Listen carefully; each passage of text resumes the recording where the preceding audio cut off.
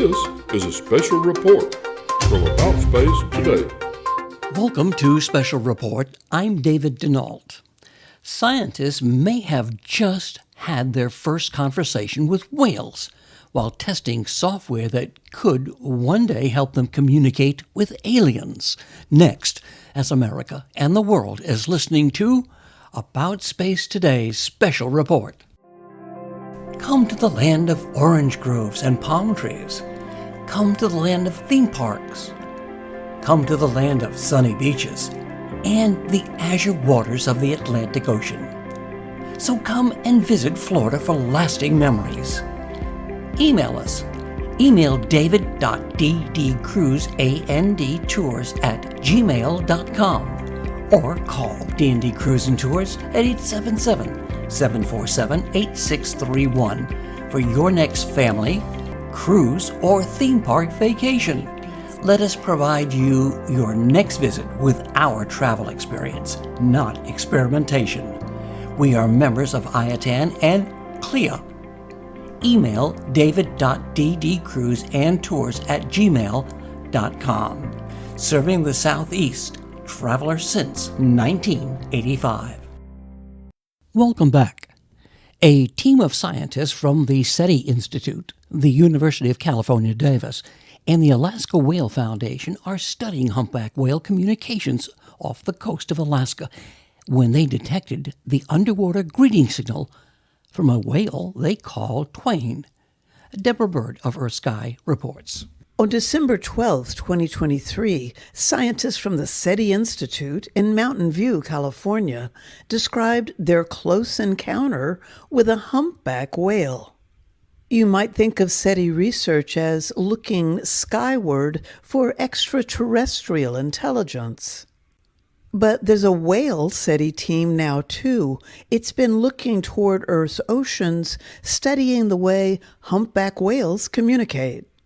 The SETI team wants to develop what it calls intelligence filters to use in the event that an extraterrestrial intelligence would try to communicate with humans.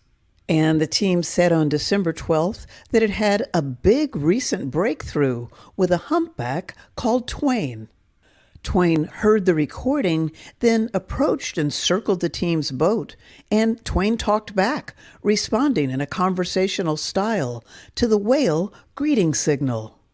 In all, the exchange lasted 20 minutes. The whale, Twain, responded to each playback call and matched the interval variations between each signal. Research leader Brenda McCowan of UC Davis said, "We believe this is the first such exchange between humans and humpback whales in the humpback language." The whale SETI scientists said they'd continue to study whale communication with the goal of someday deciphering messages from intelligent civilizations beyond Earth. We're Earth Sky, and I'm Deborah Bird. Lawrence Doyle is the principal investigator on whale communications and SETI. I'm Lawrence Doyle, and I'm a principal investigator at the SETI Institute, and I'm also director of the Quantum Astrophysics Group. We have all these communication systems on Earth. All animals communicate, and if we're going to expect an extraterrestrial signal that's non-human, we should practice on non-human communication systems. So what I do is I head up a group that's applying information theory to humpback whales because they have kind of a global communication system already. NASA started an astrobiology program, and they said, we're going to use Antarctica as a proxy for Mars. And so they use Antarctica as a proxy for Mars. So I thought, why aren't we using other communication systems on Earth that are non-human, like humpback whales, as a proxy for an extraterrestrial signal? And kind of a natural extrapolation of the astrobiology program is using studying non-human communication systems. And of course, humpback whales are the most gregarious marine mammals we know of, and they do transmit over large distances. And they use tools. They build nets of bubbles to catch herring. And in all so many ways, they are a perfect candidate to try out detection of a non-terrestrial, namely aquatic signal. So humpback whales are a natural candidate. So of all the critters to pick, you want to pick something that is some species that's intelligent, but also puts most of their communication into their vocalizations. Chimpanzees have gestures and facials, and so it complicates things. But humpback whales put almost all their communication into their signals. So we have the whole communication system. So that was another reason for choosing humpback whales. And also, they're very social. In Hawaii, they sing, and they come to Southeast Alaska, and they argue, and they feed, and they have conversations. And it doesn't sound like singing. See, what's interesting about humpback whales is we've taken from they jump up in the air and smack the water, and you can get mitochondrial DNA out of the skin that they leave when they do that. And we tested the mitochondrial DNA, and humpback whales that are doing bubble netting together, making nets of bubbles to catch herring, are not related. They're not families. They build long-lasting relationships based on ability. Well, humans are the only other species we know that do that. So maybe they're socially closer to us than any other species, because they do have long-lasting relationships based on ability.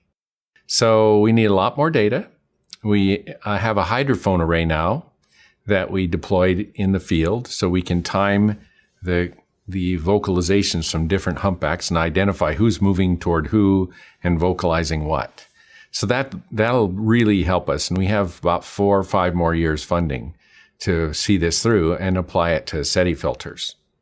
The SETI Institute has had a strong focus on the search for extraterrestrial life, and this team is focused on developing the filter to decipher the meaning behind any signals received. And for more information, follow About Space Today each Tuesday with John Gomez and Friday with Don Meyer, our Space Coast news editor. And thanks for joining me today. I'm David Denault, and this has been Special Report on About Space Today. This has been a special report from About Space Today.